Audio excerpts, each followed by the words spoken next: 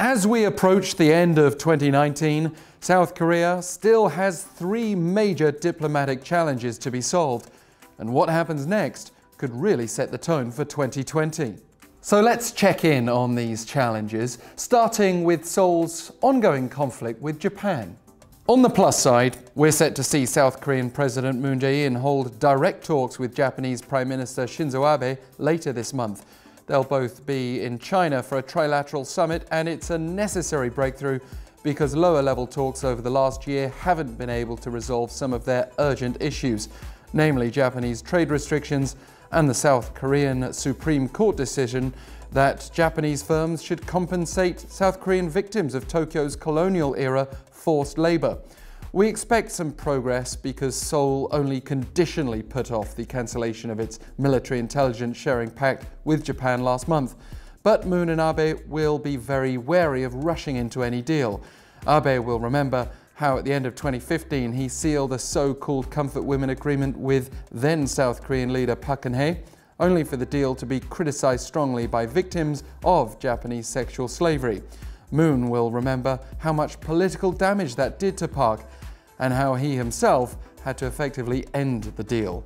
For now, a good outcome would be to just normalize trade ties. The US will be watching its allies closely, but Seoul has another big problem with Washington. Defense cost-sharing negotiations have been particularly tough this year.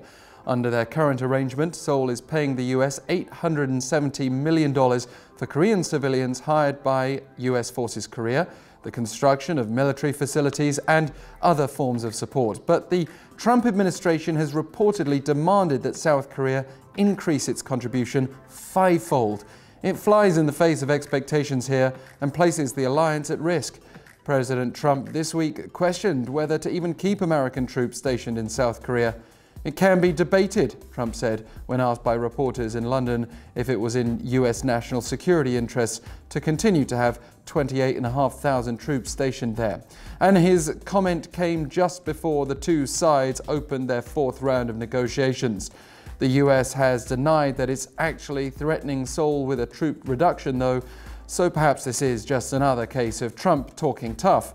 And he's certainly been doing that with Pyongyang this week. The North Korea denuclearization question remains one of South Korea's main diplomatic hurdles. With the North's year-end deadline for the US to come up with an acceptable proposal, Pyongyang has also been applying plenty of its own pressure. This week, Vice Foreign Minister Ri Tae-sung issued a statement urging the US to do its part to salvage negotiations.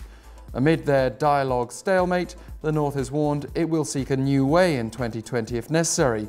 It is entirely up to the US what Christmas gift it will select to get, Ri cautioned. The suggestion is North Korea could return to nuclear and long-range missile testing, but Trump could also return to his fire and fury attitude of 2017.